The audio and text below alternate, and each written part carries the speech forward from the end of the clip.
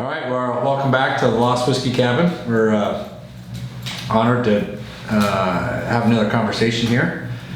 So the format is very simple. We got a cabin, a fire, a yellow dog, and a bottle of bourbon. The conversation lasts as long as there's bourbon in the bottle. So we're honored to have Hilton Graham here. He's the founder and creative director of Love Affair, a brand agency out of Richmond, Virginia. And today's conversation, we're going to talk about creativity, brand building, and how it plays off each other from our firm as an architecture firm to theirs as a design, a branding firm for companies. So with that, we got, let's see here, barrel number 2, story 47. Thanks for having me, man. So put that somewhere. Oh, thanks. Thanks. Hey. This is the rye. Your dad had a cool idea about making this into a keychain. I didn't want to take his idea. He just had about a good pull of that bourbon on it. Wait, I'm taking one out. Thanks for having me, bud. Hey, This is great. pleasure. Cheers. Cheers. Macy enjoys it. Place looks good. Well, thank you. It's an honor to have you up here. It's a cold, wintry day. We got Balmy 34 degrees. 34 degrees. We got a big ice storm up here, so trees are falling down like crazy. We're the only crazy bastards to make it up the mountain today, so yeah.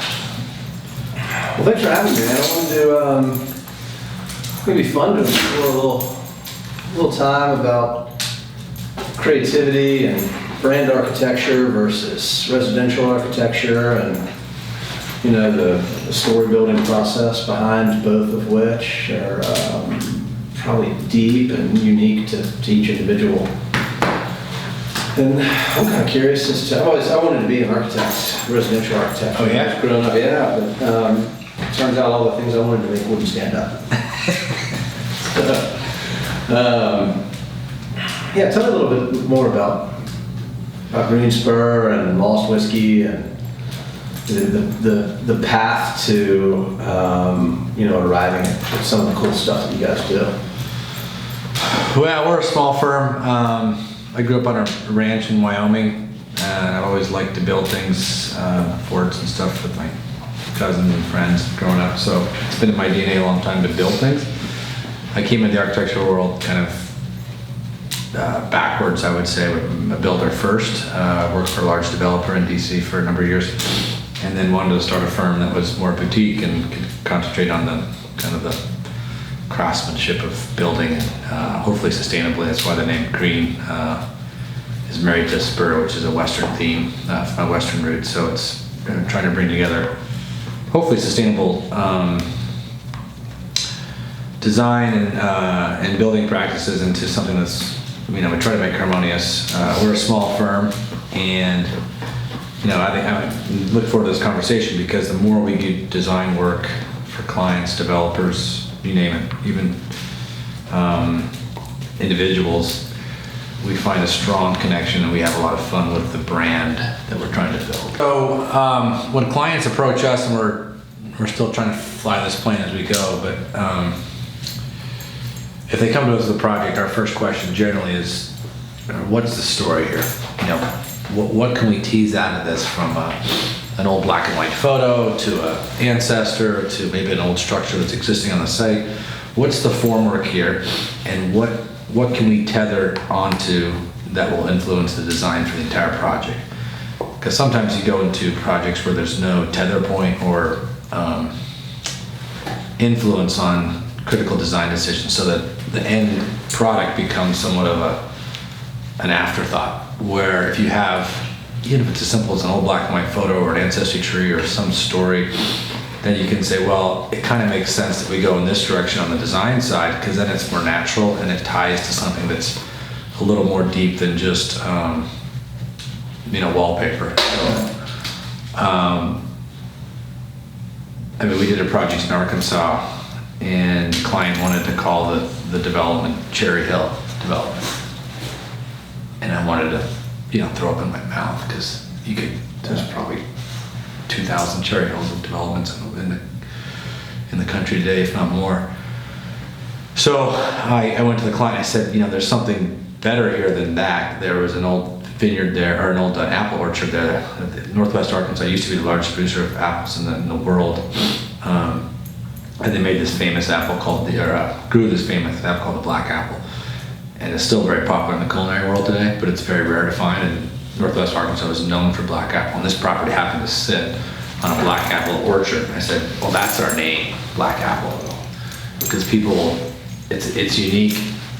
It influences kind of the edginess that we were trying to develop on this project. So the owners conceded, and it was a big success because we started with that and some old pictures of the orchard and some black and white pictures of the landscape itself. And so the architecture, and it's not always perfect, but you have some continuity between kind of generational continuity, which sometimes architecture you can tell doesn't have. So that's why it's exciting to have you up here and talk about this kind of stuff, because I think our worlds are different in a lot of respects, but there's also some tenets there that connect the two worlds. Yeah, no, absolutely. I mean, it's our agency. It's called Love Affair. We consider ourselves a brand architecture and film agency, and both of which are heavily built on stories, right? And I always find there are a million agencies out there doing that sort of stuff. I think we're a little different in the fact that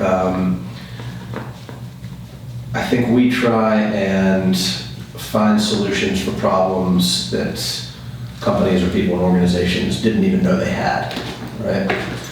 And I guess that's sort of at the epicenter of creativity, at least for me, is being able to connect dots, maybe faster or in a different way than somebody else would have. And it's not necessarily always better, but it's just in a unique fashion.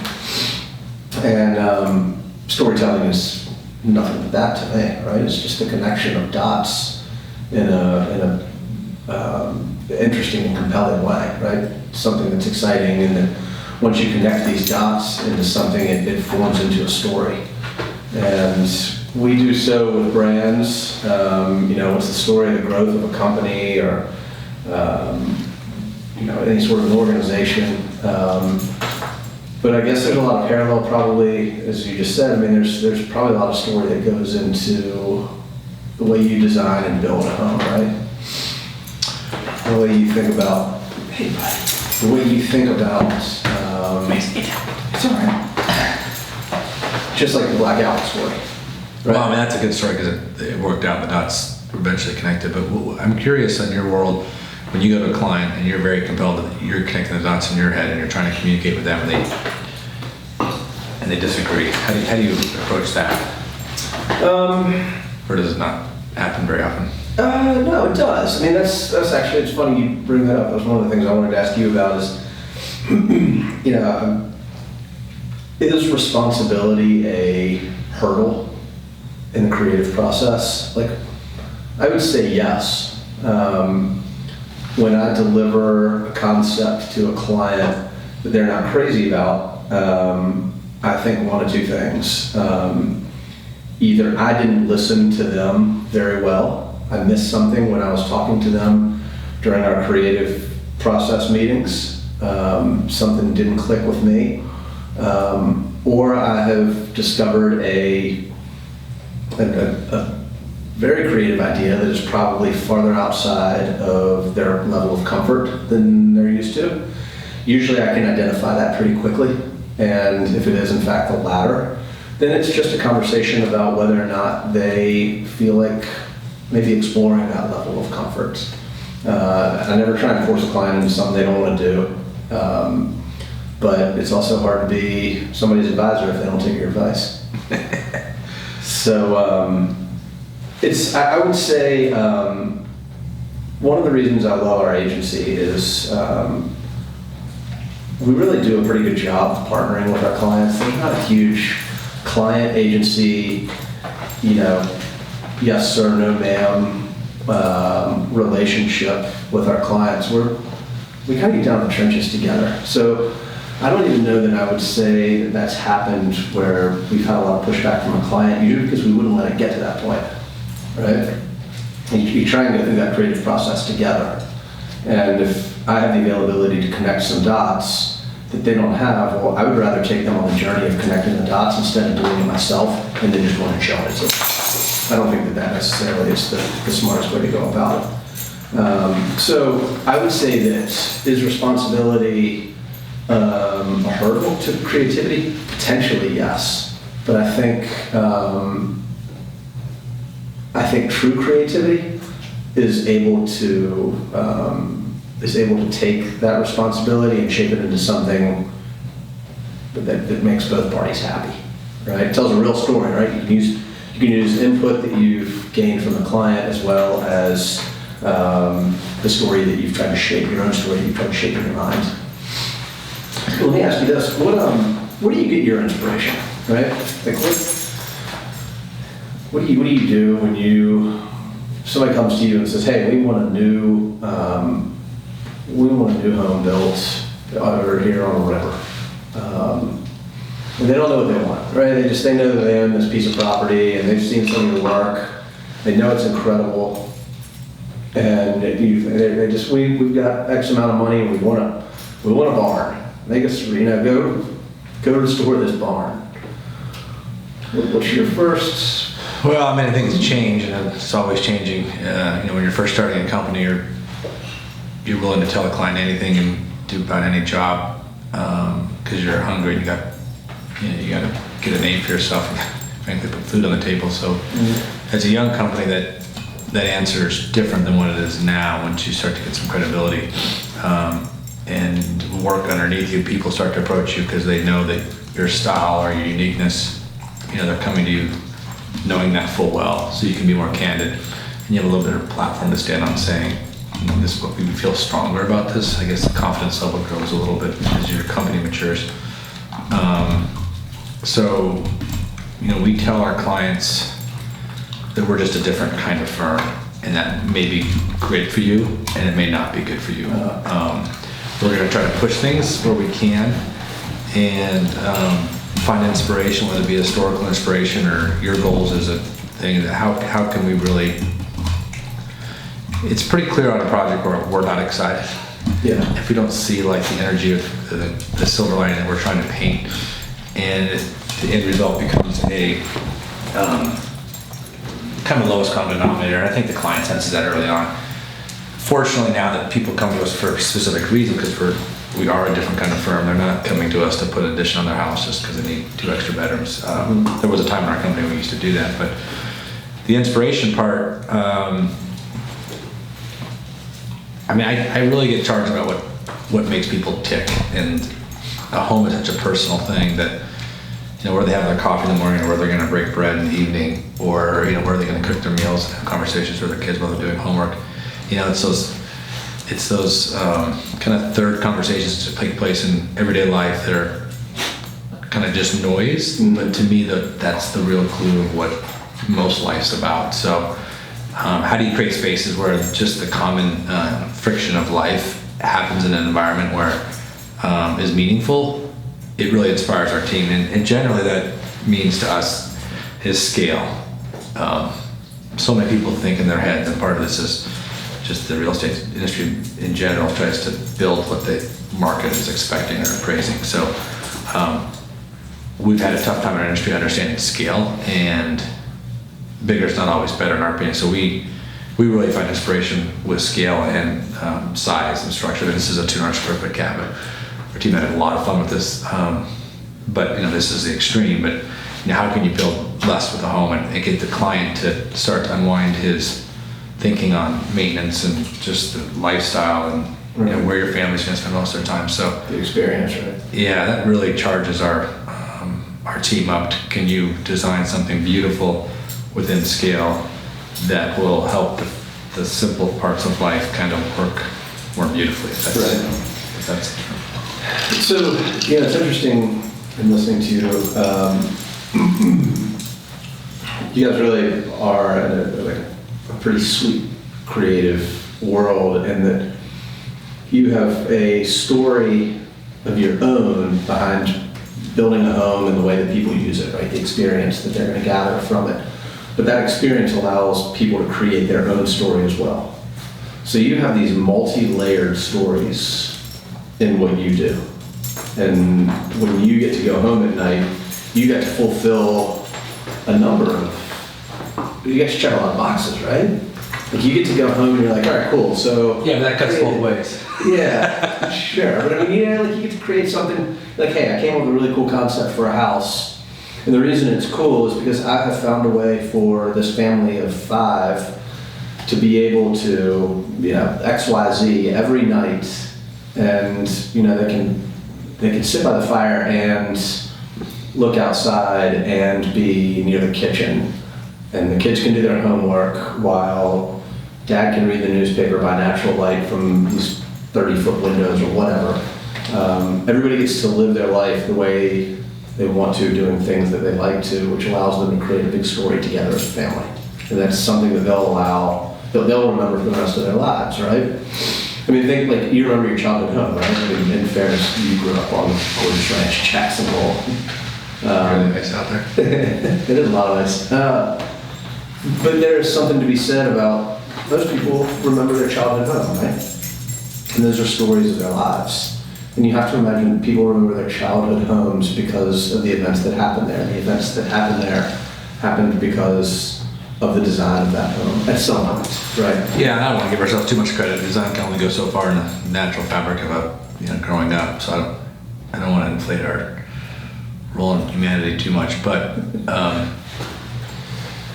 there is a disconnect, and we do a lot of research. It's the home itself, and then it's the community that the home is in, and the natural topography. And pre-World War II, there was this medium density zoning that people would build pocket communities. So you had small scale houses with a courtyard, and people would know each other's neighbors. So if your parents were working late, you went to the neighbors, or you had to borrow some sugar to make cookies. You walked, and there was always this kind of.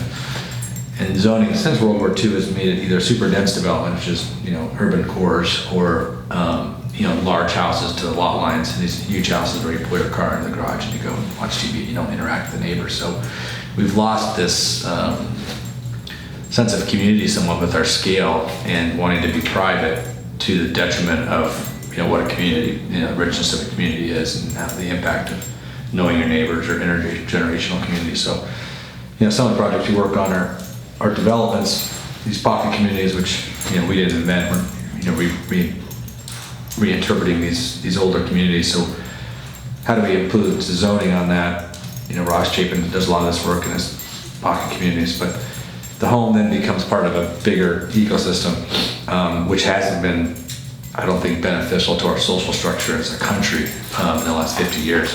And I think that needle is starting to bend back a little bit, because I feel like people are craving good neighbors, friendships, experience, bourbon on the mountain, whatever it is. They're starting to really want that stuff now, so they're starting to become a market for it. And once there's a market for it, then that stuff follows. But that's quite inspirational. What gets us up in the morning to go to one of our communities 2 or 3 years after it's developed, and you can see people on the front porch visiting with their neighbors. So it's a loaded question, but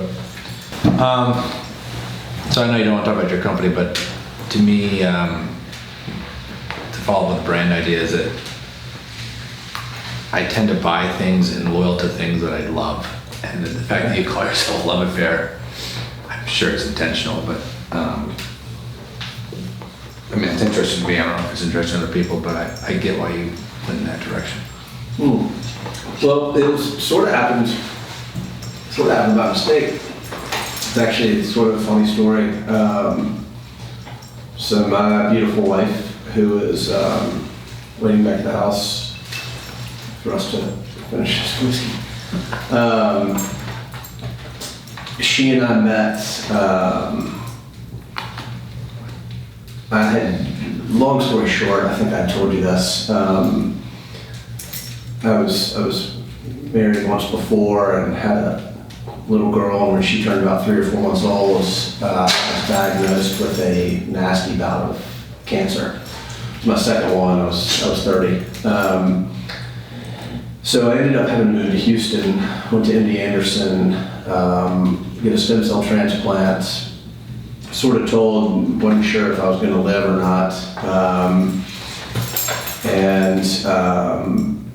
Came home, and one of the results, I ended up living, obviously. The results of that whole process was a divorce, and moved into a new place in the heart of Richmond, Virginia. Do you think the cancer, not to be personal, but did that put a strain on the relationship? Yeah, I think the distance did too. My ex-wife is still a great friend of mine, and we share custody of our daughter, who's 10 years old. I think everybody kind of checked out a little bit. I mean, I was in Houston by myself a lot, going through this, and not because nobody was there, but we had a child to raise, and couldn't bring a child down. I wasn't allowed to be around children. And I was in the hospital a lot. I didn't want my kid to meet me. But long story short, live in Richmond, Virginia. I moved into a cool area, old historic area called the Fan. And after 6 or 8 months of living there, I met an incredible woman, in the building. She's in the elevator, and we started chatting. We ended up having a mutual friend. Ended up the girl, right? So she doesn't see the girl part? Yeah. Sorry, Dawn, different person. We ended up becoming best friends for about 6 months, and eventually the gears changed, and we found that we had a deeper feeling for one another, and dated for years. And a little over 2 years ago, as I was building the agency, I could not figure out what to call it. And it was killing me. Named a million companies, and I couldn't name my own damn company. And one afternoon, I remember it was a Monday afternoon, and I had left the office, and Dawn called on a whim and said, "Hey, you want to get lunch?" I said, "Sure."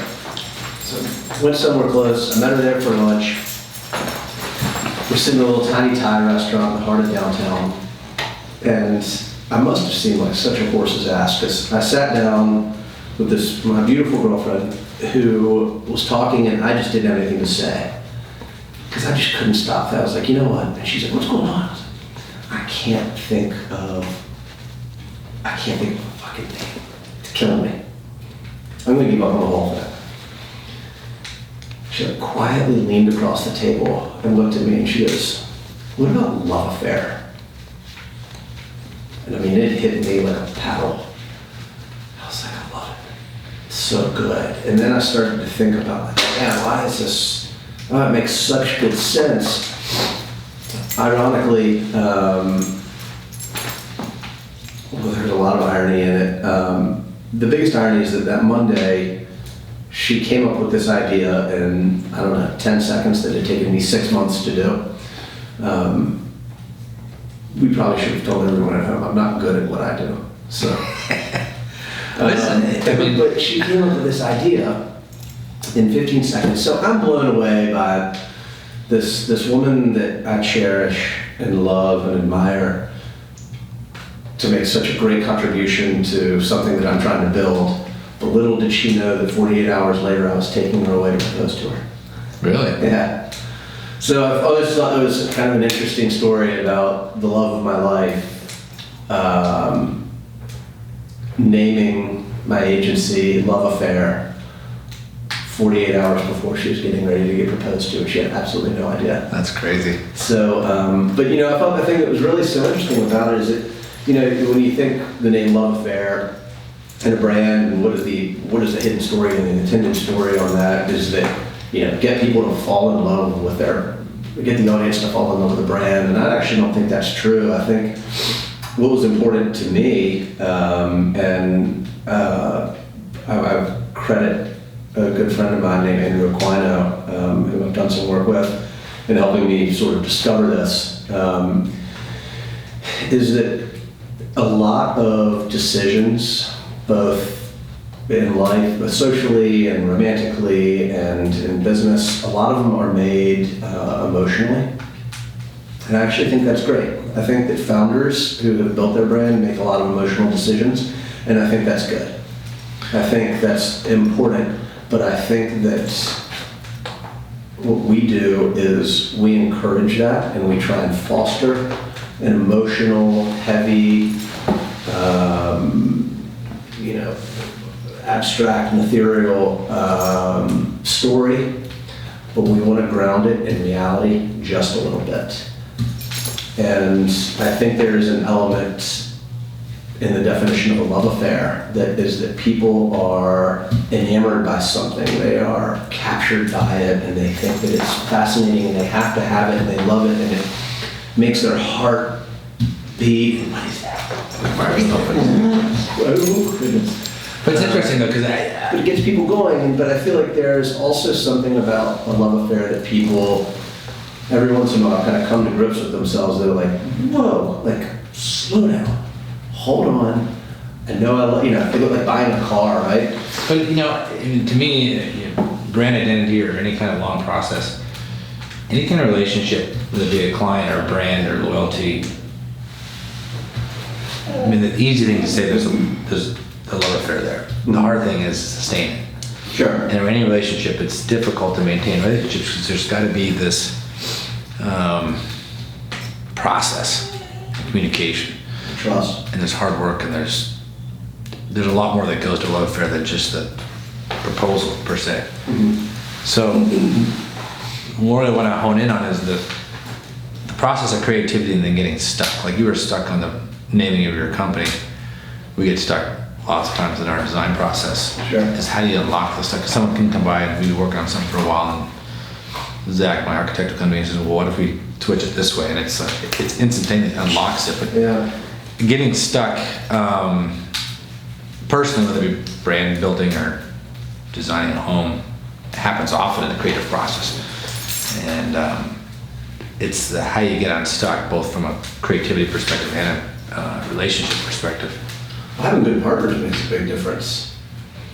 Yeah. You got good partners that you can synergize with and they communicate with you, they know how you think, and vice versa.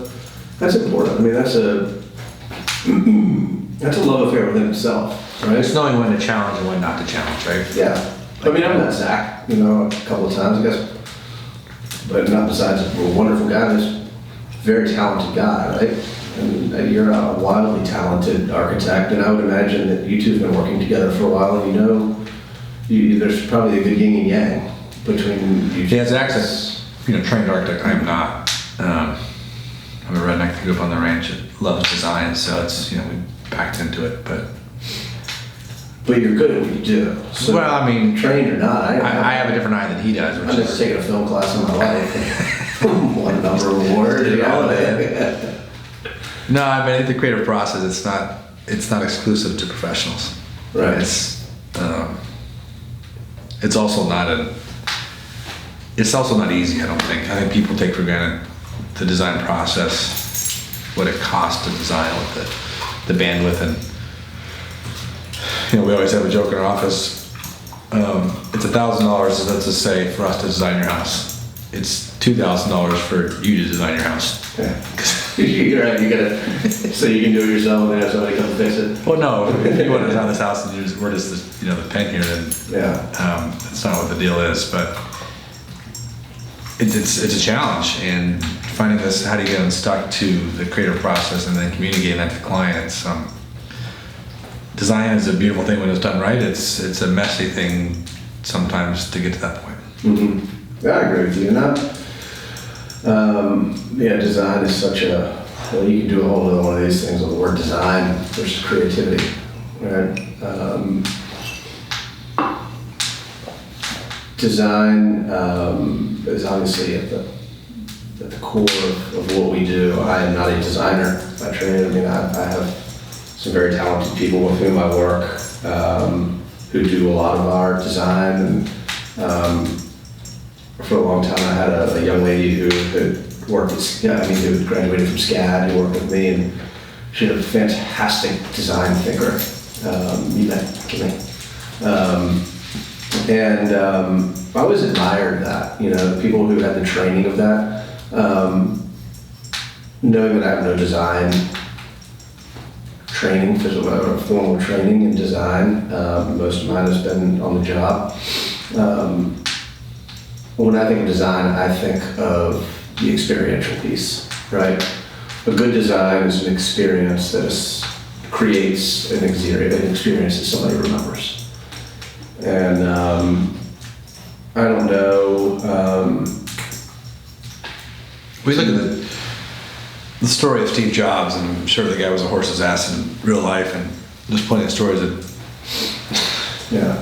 prove that point. But here was a guy that was not professionally trained in the design world, but he was more like the color of the box and the packaging to the buttons. I mean, he was so strict and committed to the design, and that was, no matter what, it had to be right design-wise. Yeah. If it wasn't, then he was going to run roughshod over everybody else, and he was so allegiant to the design. And he didn't have any formal training, but it's clearly what Apple's brand is design. Absolutely. And he was wedded to that. Gorgeous design.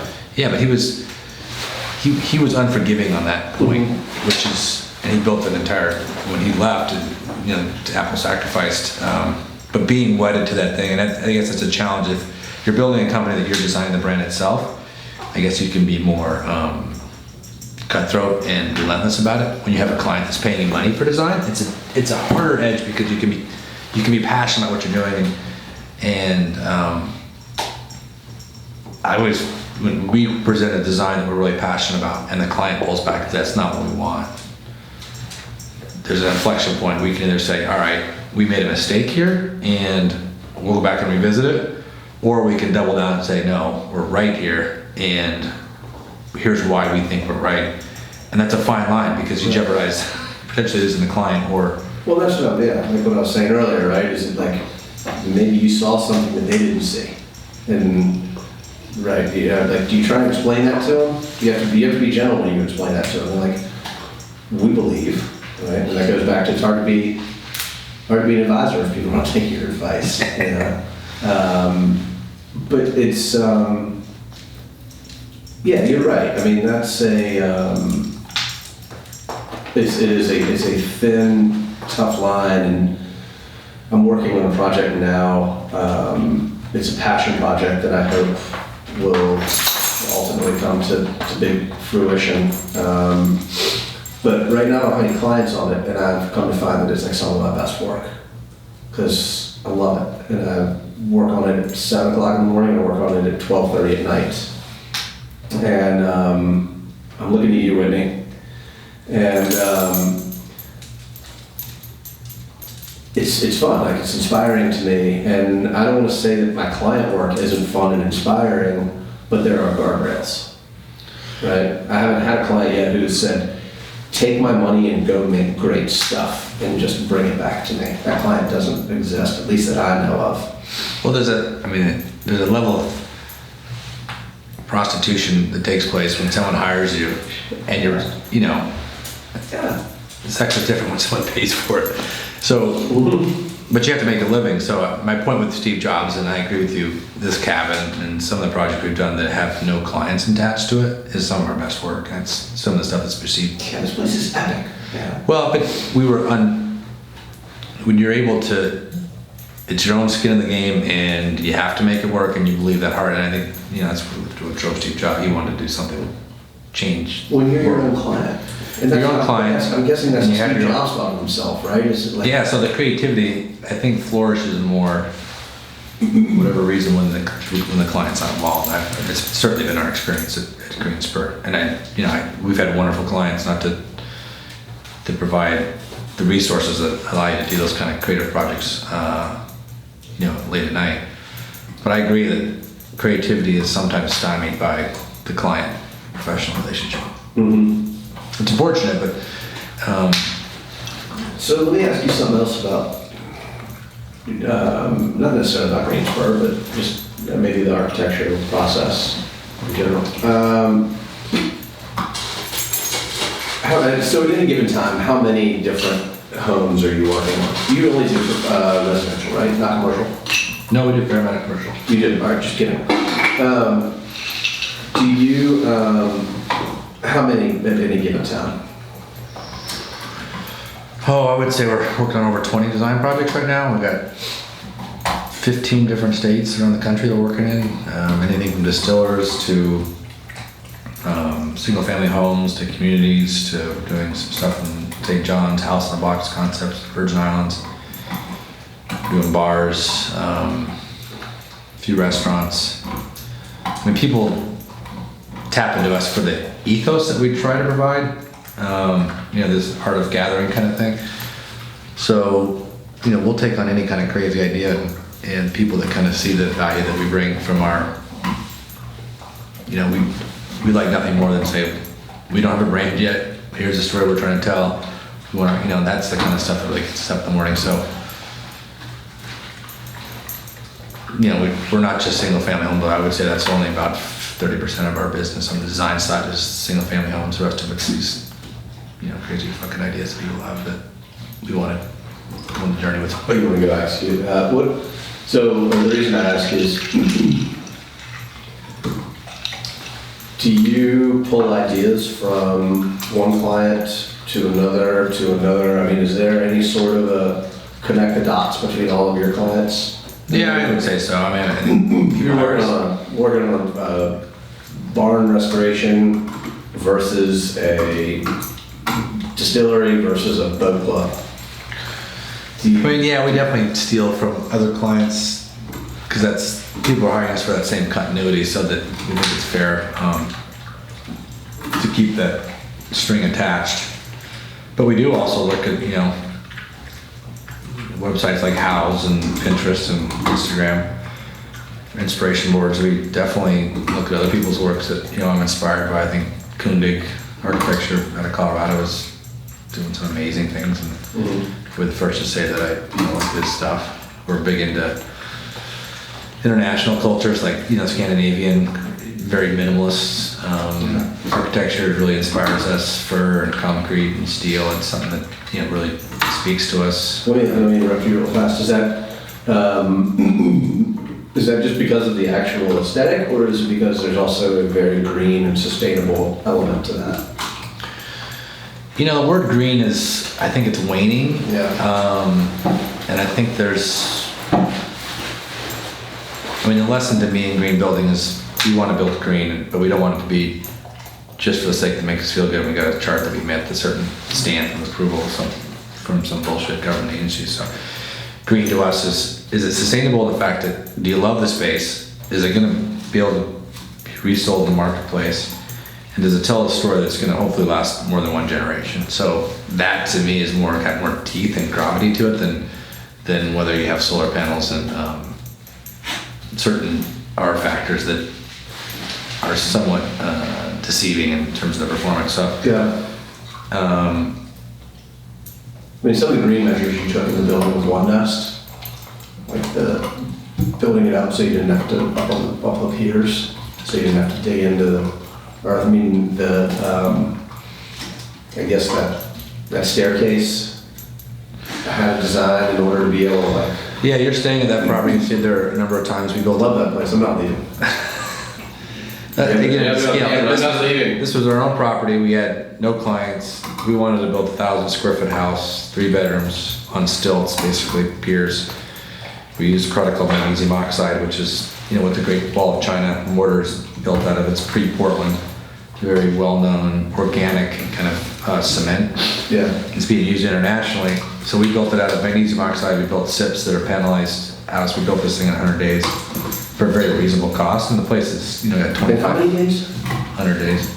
Jesus Christ. But it's got 25-foot ceilings, and if you see the place, it feels rich, but not overcooked. Doesn't feel like 1,000 square feet. I mean, But I guess my point is we didn't have a client there, and we had a lot of passion for the price. I was thinking about that house for, probably 10 years before I built that. I didn't know ways you could do things, very symmetrical.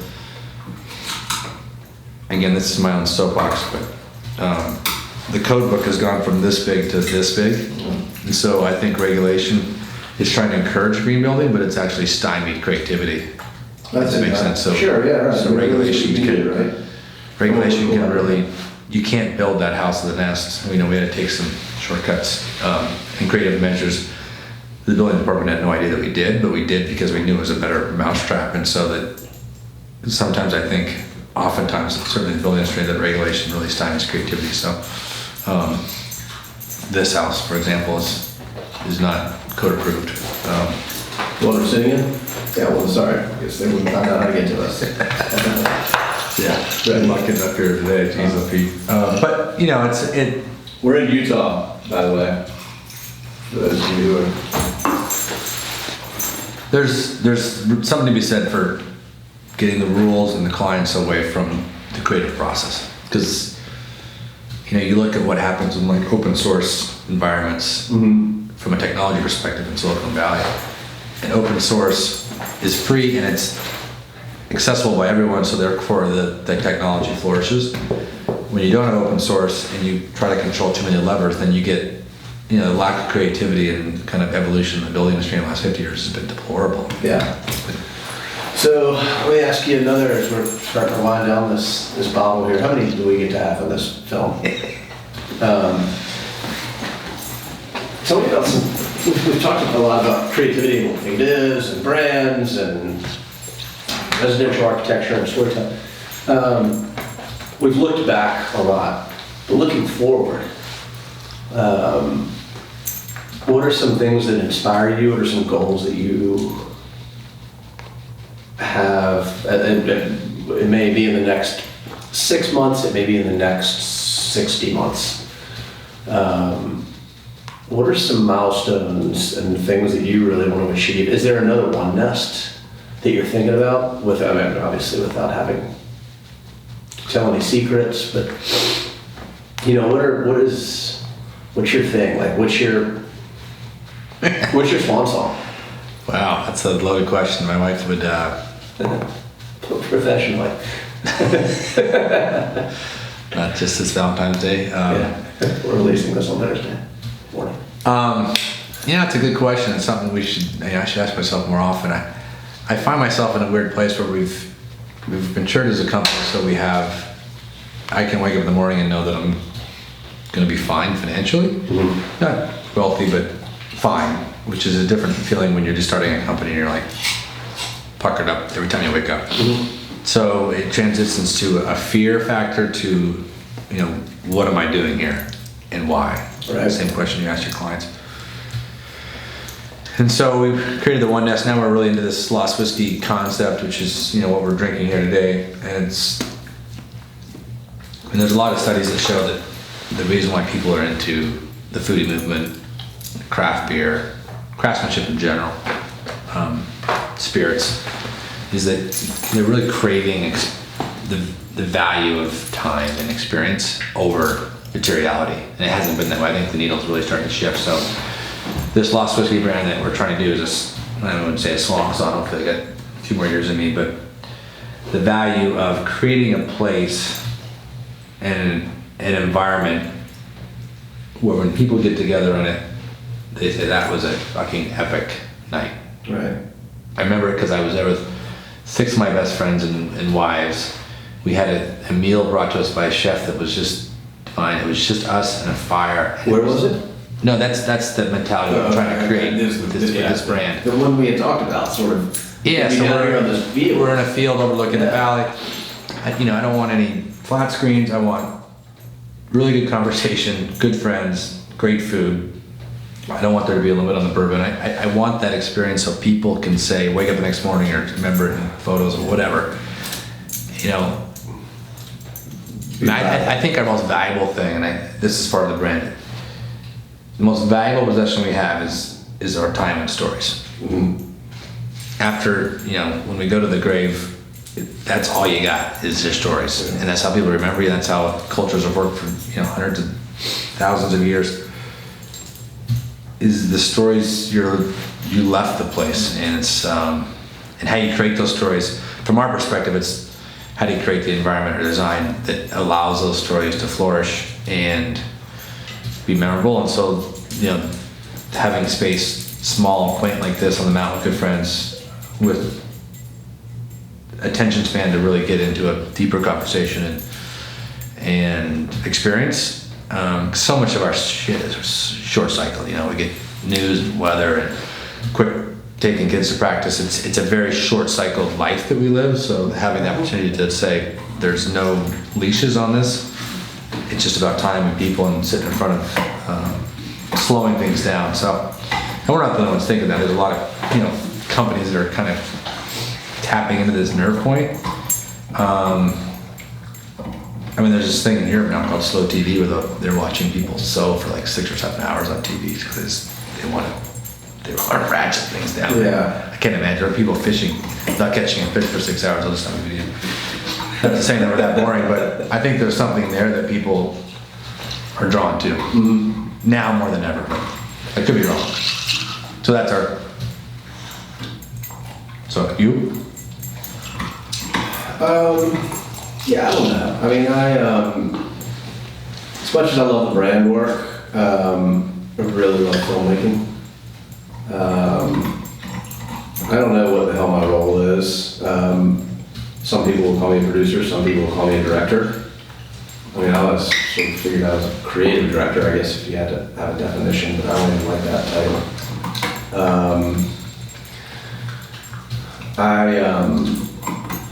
I have a couple of feature-length film concepts that I really want to do. I am about to embark on a potential television series, something similar to that of Chef's Table, but has nothing to do with cooking. And that has quickly grown legs and is starting to run.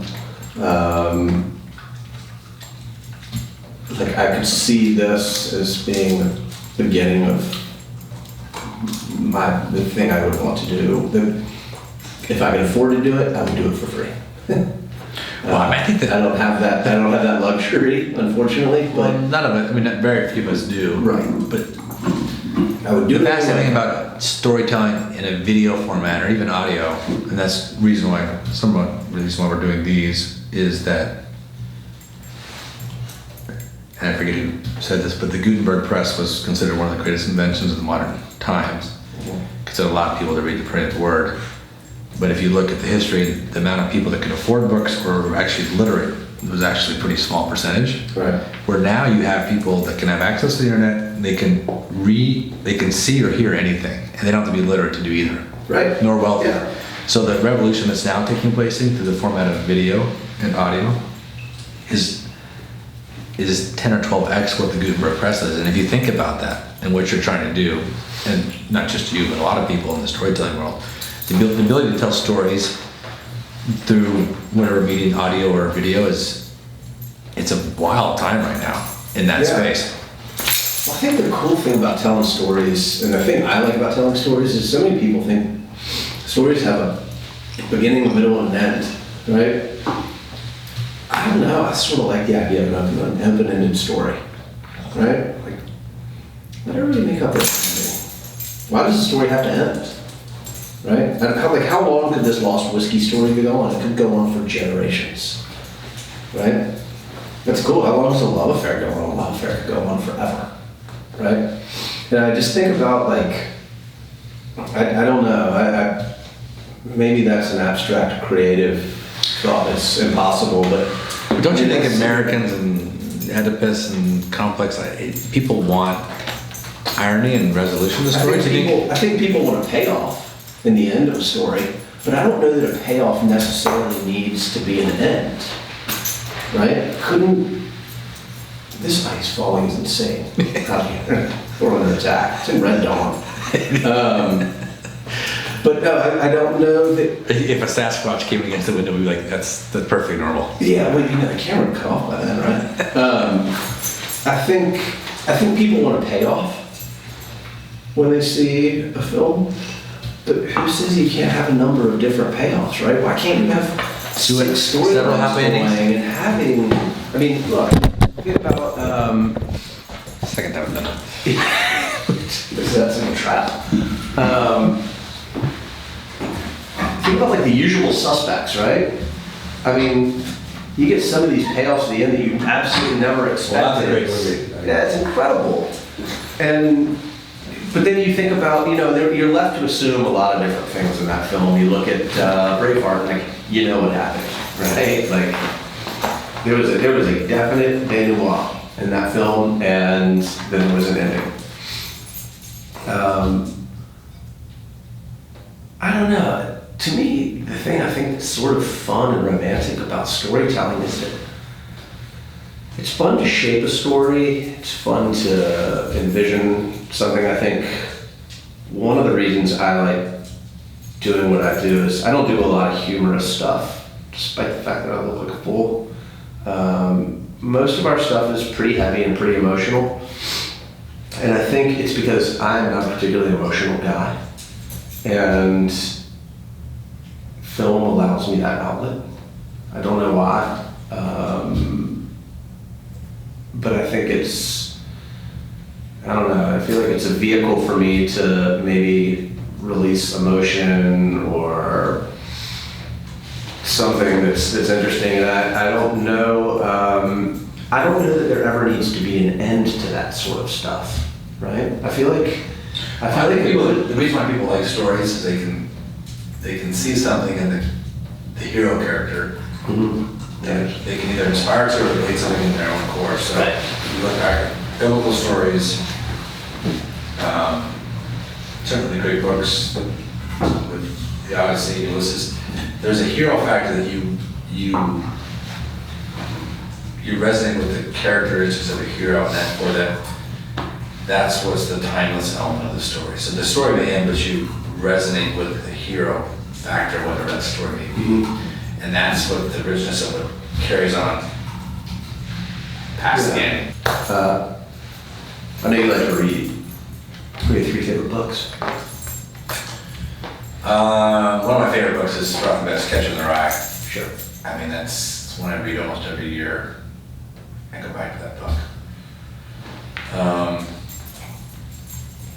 I love the story of Shackleton, Ernest Shackleton. Why? I love the struggle of. Like, so for those who don't know this story. Do you know it? A little bit, not enough. So Ernest Shackleton took a crew. They were trying to.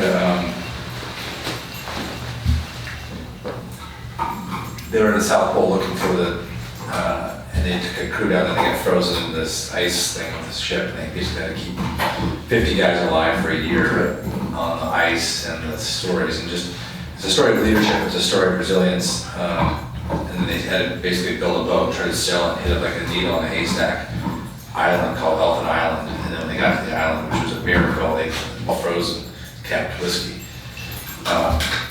And they were eating their dogs, and it was just it's a crazy tale, but this whiskey is like now the most sought after whiskey in the world, because they're trying to replicate this Shackleton whiskey. Wow. Because it was underneath these scoreboards, and so my dad went there in the cabin and actually took pictures. My son's doing their research project in school, so That's cool. it's a weird, he's like, I got Ernest Shackleton, I'm like, man, it's one of my favorite stories. Crazy story, so. I didn't know the rest of it. I mean, I knew about the being trapped, but I didn't know It's one of the best adventure stories of the modern century, I would say. What else? I just wrote a book called Into Africa, which was about, we just went to Africa recently, called the story of Stanley and Dr. Livingston, who got lost there, which is, in the 20th century, this was the most popular story in the world. Really? About this doctor trying to find that root of the Nile. It's another adventure story, it's Shackleton-esque, but this doctor spends 7 years trying to find the root of the Nile, and he gets lost. And so the whole world becomes enamored of Dr. Shackleton, and so the Stanley guy, who's a reporter from the US, kind of a mental head, went down there and found him in a shack.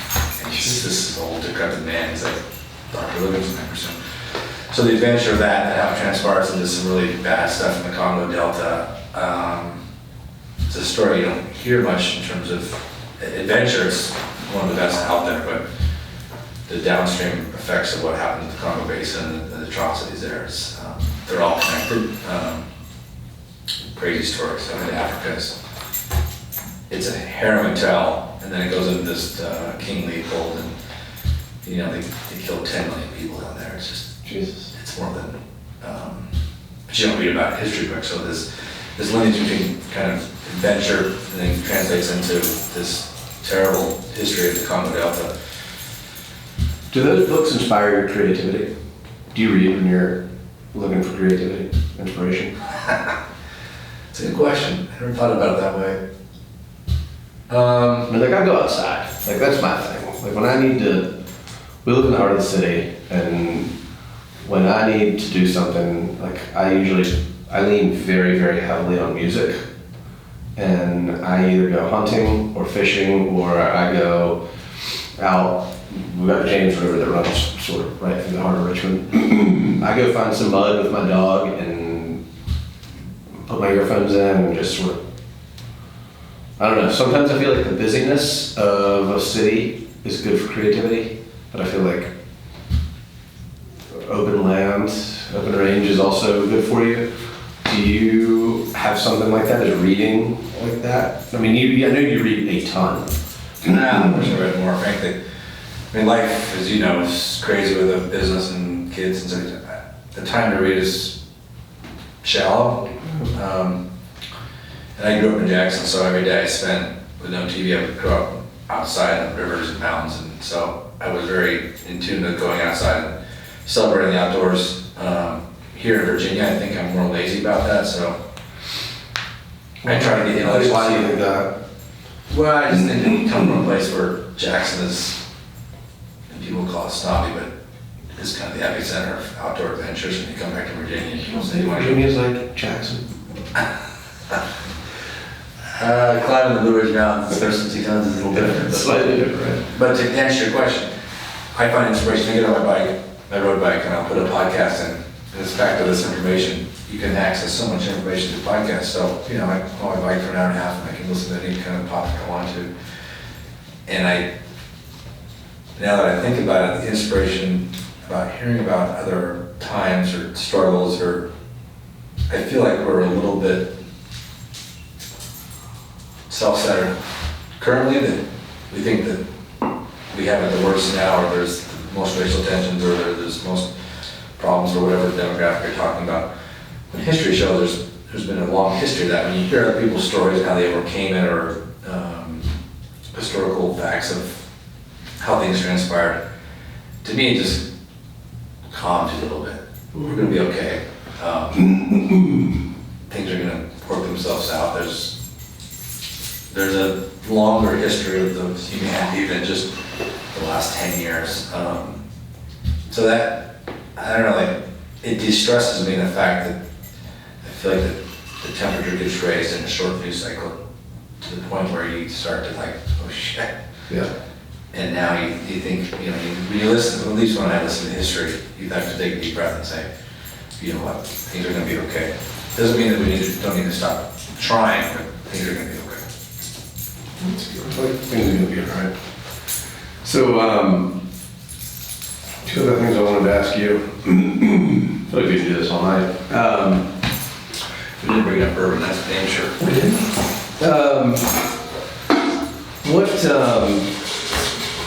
One word that I think is important. He's drinking the ice, and I'm drinking the bourbon and shooting the ice. You're a good sport today. Well, she's a little bit. Well, her core body temperature seems to be about 300 degrees because my hand is warm sitting on top of her right here. So. She can do that pressure, but she loves fire. It's kind of. But you see it, look at these. Look at the ice on these trees through this window. Like, I don't know. I'm scared off in his face this whole time, but I'm like mesmerized by this frosty, almost crystal forest out here. It's incredible. Anyway, a word that we haven't talked a lot about that maybe I said earlier, maybe I didn't. When we talked about what makes a good brand, but an important word, what does it mean to you, is trust. How does trust, and 2, I guess I want to ask you, what does trust mean to you with a brand? And I know that's sort of like, everybody has an opinion on fucking trust and brand. More so, how do you relate the word trust to creativity in the creative process? Wow. Yeah, sorry to do this like so late in the. Trust, in what respect do you mean trust? With you tell me. Process or? Trust. I mean, you trust yourself, you trust your clients, you trust your friends, you trust your colleagues. Do you trust the result? I don't know. I mean, think about the creativity. It's a huge, huge word, and trust is a huge word. It's. I don't know why that. I'm starting to get better, or at least trying to get better. I feel like early in my career, even as a professional or even a husband or father, I tried to force the outcome. So you wanted to serve your applicants, you would behave and do things that you would force the outcome. Mm-hmm. You want this outcome, so I'm going to take these steps and measures to get this outcome. And I find that's it's not a good approach. No, but I mean, it smells a lot like leadership, right? Well, I mean, but there's a level of deception that can take place when you're trying to force an outcome that doesn't necessarily produce the right result. So I'm trying and I'm, trying to work in progress is that I'm going to be honest with the process and what I think. So I'm going to give you my honest thoughts. I'm not going to bullshit you, and whatever results from that is the right answer. Mm-hmm. So instead of trying to control the outcome, I'm going to trust that I'm being honest here, and whatever comes up with what's the result of honesty is the right result. Right. Regardless if it's negative or positive, and that's sometimes a tough goal as well, because you're hoping that your actions will create a certain result. But when you're disappointed and it doesn't create that result, then you second guess yourself. But if you're honest and say, well, I was honest in the process and that result is resulted, then it's easier to sleep with, because you're just like, well, shit, at least I was honest. Right, but you can look in the mirror and say I did everything I could. Well, I was honest with the client, I was honest with myself. I didn't try to deceive or twist facts. The end result of being honest, and you don't have to play catch up, is my point. Yeah. So, I don't know if that answers your question, but. No, it is. I mean, I think it's a fantastic answer. I was trying to be honest.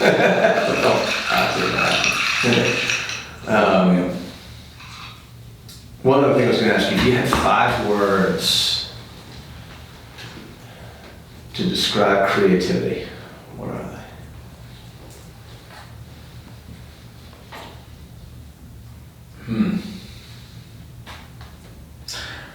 I mean, the first word. You have a creative answer, but you give me 6 words, right? Or just give you 2. Yeah. One is none. I don't know if I can come up with 5. I think the number one thing for me is it's personal.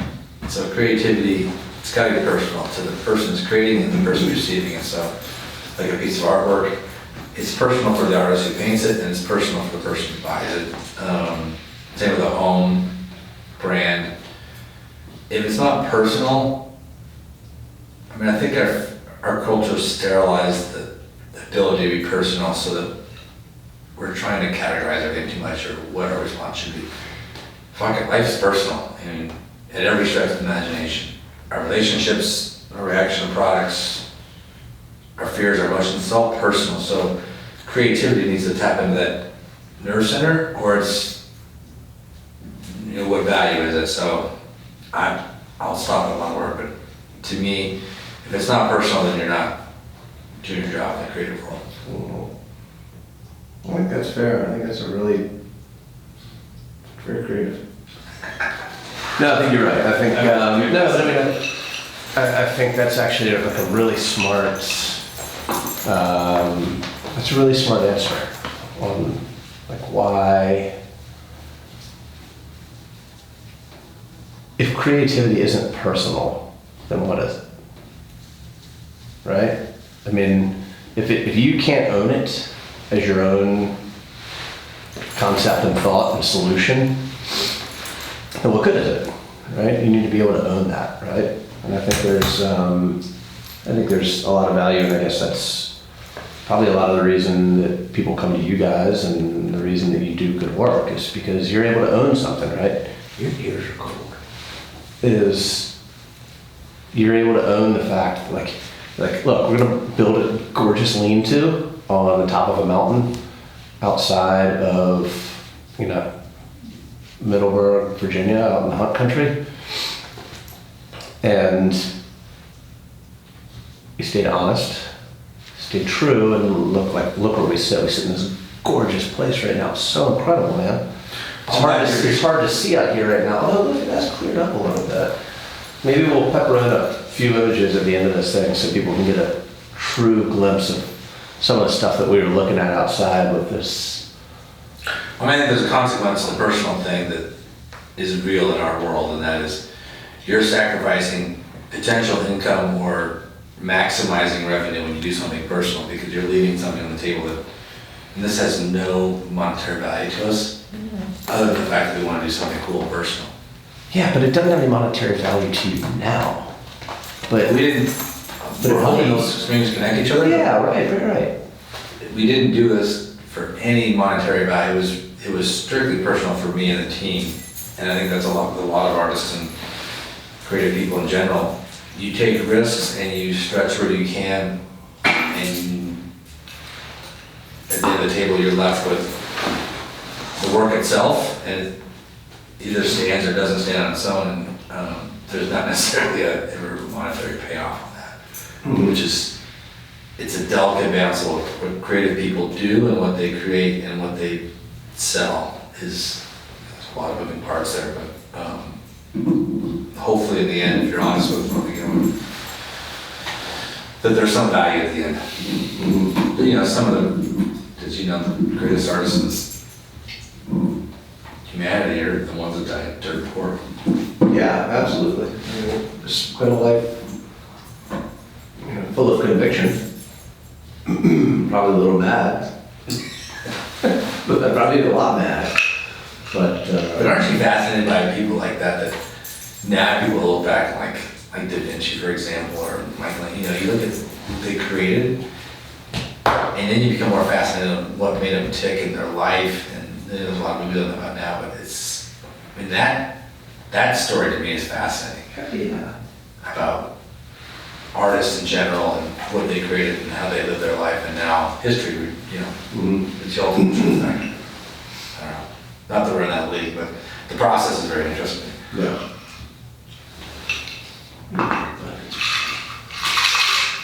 Some good whiskey, my man. You like it? Yeah, this is 190 proof.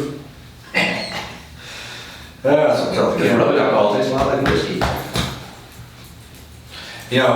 It's a perfect amount of size because It is. the fit, you'd be face down on concrete with the dog and in your face. Yeah. But, the conversation is better with the right amount of alcohol and the right amount of environment, so. Sure. Yeah, and this is fun, right? We can sit here and talk about, we're in such different spaces that have so many congruent elements to it, right? We both deal with clients who expect a unique perspective on something in order to solve a problem that they're having a hard time doing so, and it's likely because they're stuck so far inside of something that they can't walk out on their own front porch. So how do you answer the question again? You get a proposal, this is something you deal with every day. Yeah. It's X. The client says, well, Jesus, that's a lot of money. We were hoping it was, a third of that. Yeah. How do you answer that question? Because we have to answer that a lot. I don't know. I would say it's situational. All right, so I love what I do. And I think I said earlier that I would do what I do for a living for free if I had the means to do so. That's the filmmaking part of it. Well, yeah, but and the branding side of it too, right? Like helping a company tell a story. Dominion Energy, without going into too much detail, there is a really cool opportunity to tell a new story with those guys that I've been talking with them about. That totally changes. It changes the way that a utility company, all that, a monopoly, it changes the way that they have to tell their story, because they don't have to as a monopoly. I am so convinced on what I want to do with those guys and the story that I could tell that I would do it for free if I could afford to. And while I obviously don't have that option, there is, I feel like that is something that comes through in a proposal, right? So when you talk to someone, you're like, this is going to work. I can't say that scientifically, but have done enough research and enough work with other companies who have done similar things that tell you, this is going to work. That's the fourth time you said that thing. Is it even working anymore? We'll find out. Yeah. It was cold, man. Those things are hot. Yeah, it's warm in there. Oh shit. Keep going. I'm here. Where I'm going with it is the fact that this is the largest one of the largest utility companies in the entire country. That if I could do the work for them for free because I could afford to, I would, because I'm so convicted by it. What do you think about it? Well, I don't want to go into the whole process of it, but there's a storytelling element. There's an opportunity for our utility company to tell a story that I think would be wildly valuable, and it's an opportunity that I don't know that they recognize yet. And I think it's the idea of shaping the whole story and being able to hand it over to somebody and creating a bunch of great content for them to be able to reshape the way that they communicate with every single person in Virginia who uses their power. I don't know. Right? What's that? My Dominion Stories, we reached out to them on a project we did, the first carbon neutral house in the state of Virginia. It's a LEED platinum house. We reached out to Dominion. They kind of thumbed their nose at us. They didn't need that kind of messaging. And then this house was getting a lot of press. And then Chevy Bolt came in and said, we're going to debut the Chevy Bolt in 3 places. And the house is one of them. Yeah.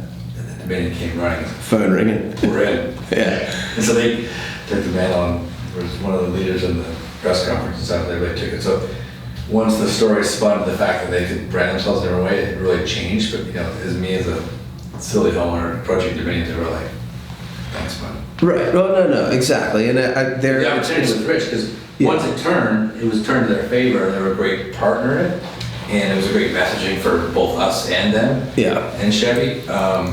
And I mentioned Dominion. It's not because I'm passionate about electrical utilities or anything. It's just that they're approaching a communication strategy in one way, and it doesn't seem to be working. And we have a solution based on some of the meetings we've had with them, and it would just be so much fun to make. I mean, that just kind of gets my blood flowing because it'd be fun. But back to what you were saying about pitches. When I have a client come to me and say, hey, we want XYZ, and I come back and tell them it's going to be 1, 2, 3, and they are like, what the hell are you talking about? Before it even gets to that place, I generally like to ask a client to tell me what is comfortable for them to spend, and then let me try and back into it. Because I feel like there's something to be said about a client balancing a deliverable versus value versus expectation, right? It's sort of that like great, quick, and cheap. You can have 2 of the 3, right? And I don't know that that's necessarily true. I think you can find sort of a Venn diagram in that, and that I have certain clients who have said, this is what we want. And I said, this is what it's going to cost. And they were like, yeah. And I'm like, tell me what you are comfortable spending and let me back into that and see if I can make it happen for you.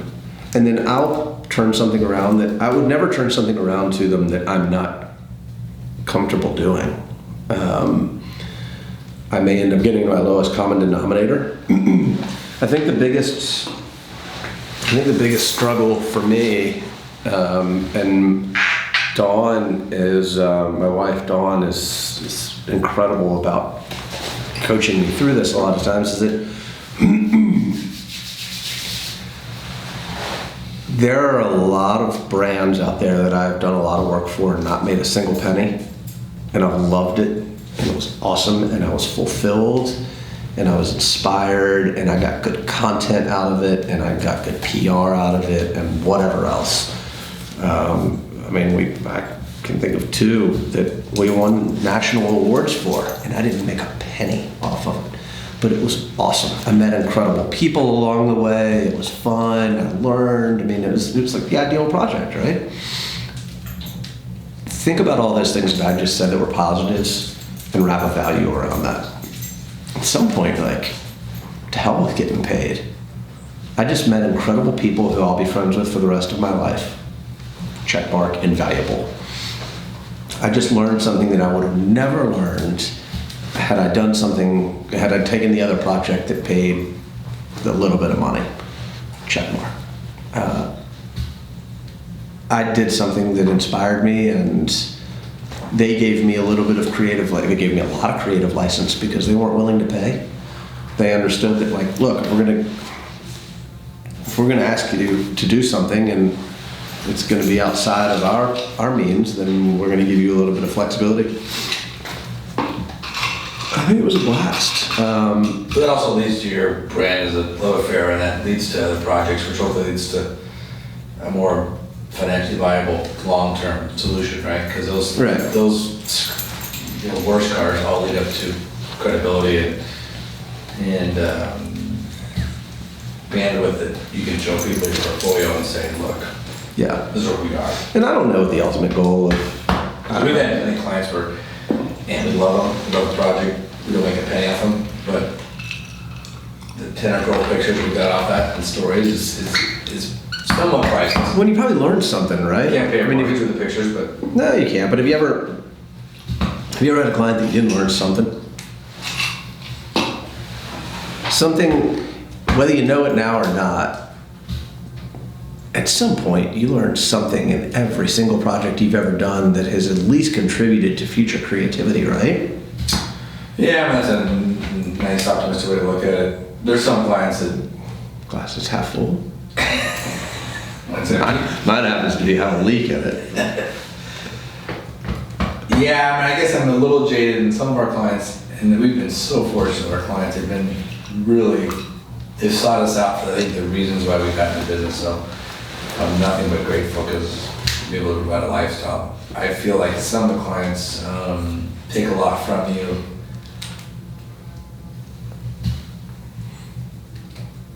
I feel like some of the problematic clients take so much bandwidth from you that it takes away from the good clients. Does that make sense? Yeah, of course. Sure. And so you get a little jaded in the fact that they take advantage of the.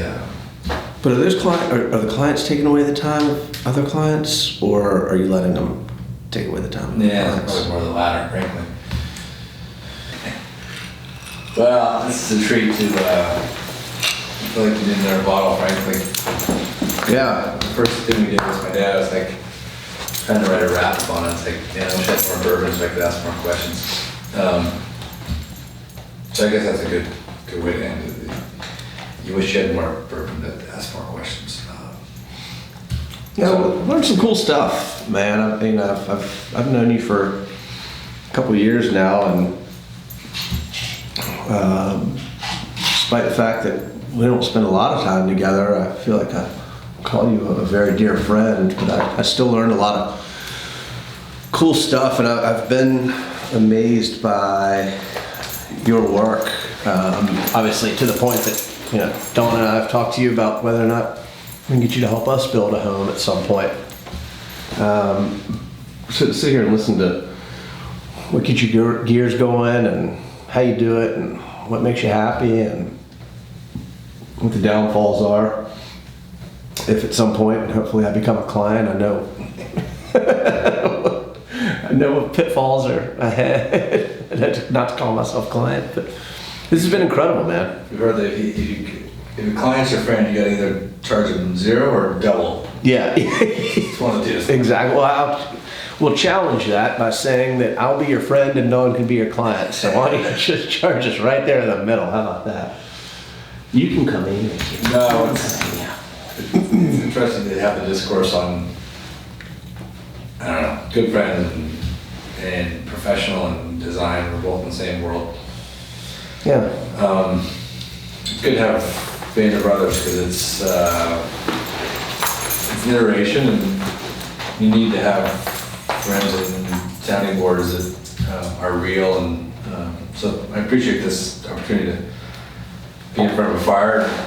You know, my only regret is we don't have more bourbon. We could go longer because Yeah, no, we're pretty it's- comfortable right now, and my dog's happy, and she's. Yeah, why does she chew on your jacket like that? What's that all about? Is that like her gentle way of trying to get your attention? Does she do that at home? Oh yeah, she loves nipping on like clothes. I mean, like I noticed that like she's been chewing on your jacket all night, but like there are no holes or marks. She just sort of She like just likes to nip it so that Just- it makes that nipping sound. yeah. That's her thing. I don't know why she does it. But, Security thing, I guess. it's almost like a pacifier slash. Yeah, She right. does it to me, so it must be like a smell. Well, anyway, look, man, this has been incredible. So, cheers. Thanks for having me up and allowing me to be a part of building this brand and.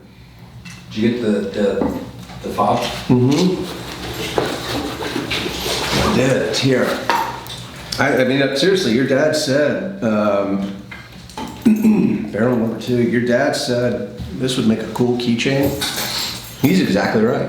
This would make a rad keychain. Well, it's on my keychain. Is it? Well, from his first story, yeah, it's somewhere. Anyhow. All right, well, I'm gonna do it. To hell with being creative. I'm gonna rip off your creativity and I'm gonna just follow you. Well, I mean, the value to everything is time and story. So, you know, there's people out there that enjoy this format, and you know, it'd be interesting to sit down with a bottle of bourbon in front of a fire and a crazy ass dog. Yeah, that's what this story's about, and so we invite hopefully further conversations about this and different topics and long format, unedited. I think the unedited part is really important because it's natural. When you sit down with somebody and you talk, we don't want it to be edited. This is an open format stage, and it is what it is, and people may or may not appreciate it. I for one appreciate it because this is something I enjoy, and I hope that the brand carries on the fact that other people will appreciate that. So anyhow, this has been a treat, and the bottle's empty, so Yeah. good shit. Said you gotta go load up a tractor, right? We do. All right. All right. Hey, Gillette, we're going to load up a tractor. Cheers.